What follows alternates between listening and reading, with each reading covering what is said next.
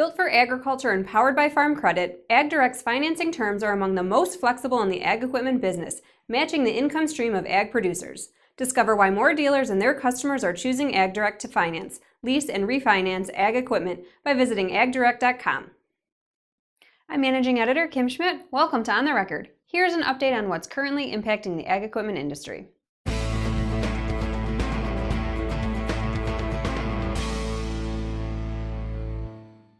The Western Equipment Dealers Association released its 2017 Cost of Doing Business study last month. The study is based on the responses of over 200 dealerships covering 672 locations. Dealers from a number of regional associations participated in the survey. This year's study shows that parts sales to total sales have risen to 17.9% of the total sales mix. This is an improvement from 16.2% in 2016 and up from 14.6% in 2015. Bob Charbonneau and Gord Thompson, who presented a webinar on the results earlier this month, say this is the highest level in many years. The improvement is due to a combination of a 6% year-over-year increase in parts sales and declining whole goods sales. They point out while this is a solid improvement, it is still below the industry standard of 20%. On the service side of the business, service sales made up 6.8% of the sales mix, essentially flat with 2016, although from a dollar standpoint, service sales were up. Thompson had this to say. We had a little bit of a reduction in service sales, and our thought is that more than likely that reflects lower whole goods levels of equipment going through the service department. As equipment sales decline, they use the service department less. That's likely the cause. So the mix is better at 6.8. It's still below industry standard of 10. This would imply that we've got some unutilized service capacity since sales did decline, unless there's just been pricing reductions. But I think it reflects a little bit of slack capacity. Thompson calls service the opportunity department in most dealerships, saying it offers the most upside in the whole operation for dealers willing to put in the effort and planning required to capitalize. He says you can't afford not to capitalize on this in today's marketplace, and it gives a great competitive advantage. Farm Equipment will have more coverage of the Cost of Doing Business study in an upcoming issue. Dealers interested in seeing the complete results can contact their local association office to order the report, and those dealers who participated can receive it for free. This week's dealers on the move include Van Wall Equipment, Reichman Brothers, Baywa Ag, and AgriVision Equipment. Phelps Implement and Van Wall Equipment, both John Deere dealers, announced a merger into one company pending approval from John Deere. The combined dealership group will include the current Phelps Implement locations in Greene, Grundy Center, Hampton, and Hubbard, Iowa, and will be all renamed under Van Wall Equipment. The changes are set for November 23rd, expanding the Van Wall Equipment Group to 25 locations. Reichman Brothers, a three-store John Deere dealership based in Illinois, has acquired Greenline Equipment in Farina, Illinois. Class dealer Baywa Ag has opened the new Alberta Ag Center in Taber, Alberta. The dealership also operates a location in Crossfield, Alberta. John Deere dealer AgriVision Equipment announced plans to acquire Icon Ag and Turf pending approval from Deere & Company.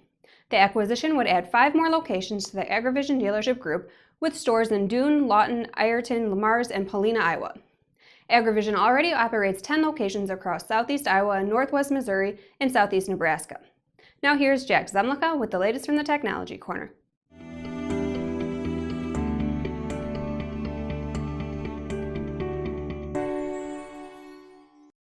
Thanks, Kim.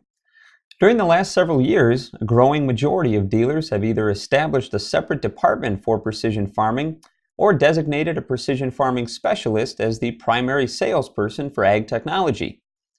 Results of the 5th Annual Precision Farming Dealer Benchmark Study revealed that dealers operating a separate or independent precision department increased from about 40% last year to 47% in 2017. But there is also a trend toward a more centralized structure with a precision farming business, as farm equipment dealers acknowledge the need to integrate multiple departments to capitalize on broader service opportunities. This is a path that Johnson Tractor, a 4-store Case IH dealership based in Janesville, Wisconsin, is taking to create a more responsive and flexible service team, especially when it comes to supporting customers' precision needs. Jason Pennycook, precision farming specialist with Johnson Tractor, shares how he got the inspiration for the ongoing transition at the 2017 Precision Farming Dealers Summit, along with a few of the objectives for creating a more efficient overall service business within the dealership. There was a speaker, he was talking about how they had moved away from a precision farming department as a completely separate entity, sort of worked everyone back into either service or whole goods, and to keep things streamlined for the customer. So he's not dealing with multiple people. The tech comes out to work on his combine, he can also work on his GPS. We thought that was a wonderful idea, and we're in the process of trying to get our operation to go that route so we can get more of the PF stuff worked into the service department and not be overlapping areas. Service flexibility continues to be a priority within dealerships, and it will be a topic of discussion at the upcoming 2018 Precision Farming Dealers Summit in Louisville on January 8th and 9th. Visit precisionfarmingdealer.com for more information and to view the full program agenda and speaker lineup. Back to you, Kim. Thanks, Jack. The Kansas City Federal Reserve Bank is reporting that demand for loans to finance operating expense was the primary driver of non-real estate farm lending in the third quarter. According to the bank's most recent Ag Finance Data Book, the volume of loans used to pay for current operating expenses increased 15% from the previous year, whereas the volume of loans used to finance livestock and farm equipment purchases declined.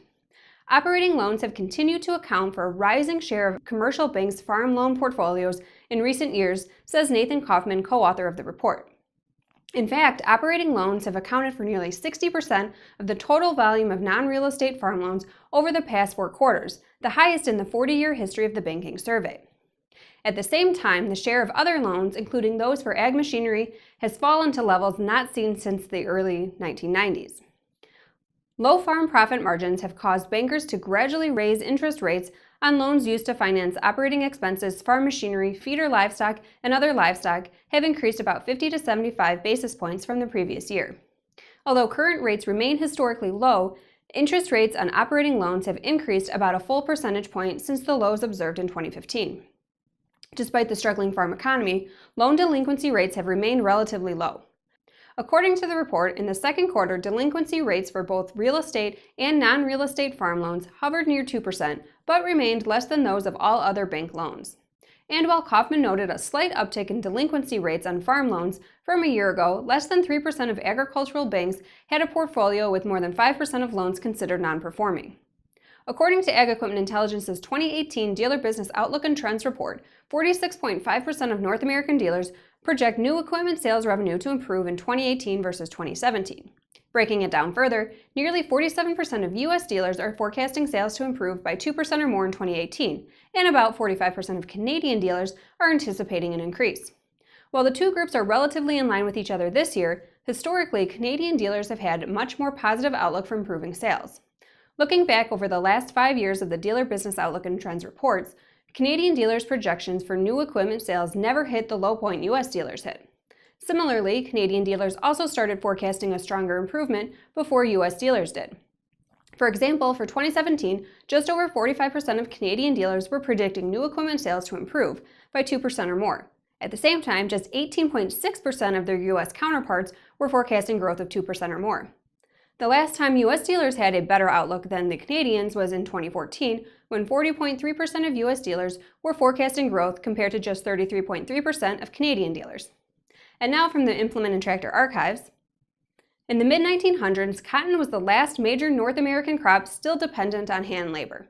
The self-propelled cotton picker was invented by Daniel Rust and could pick as much cotton in a day as 75 to 100 people.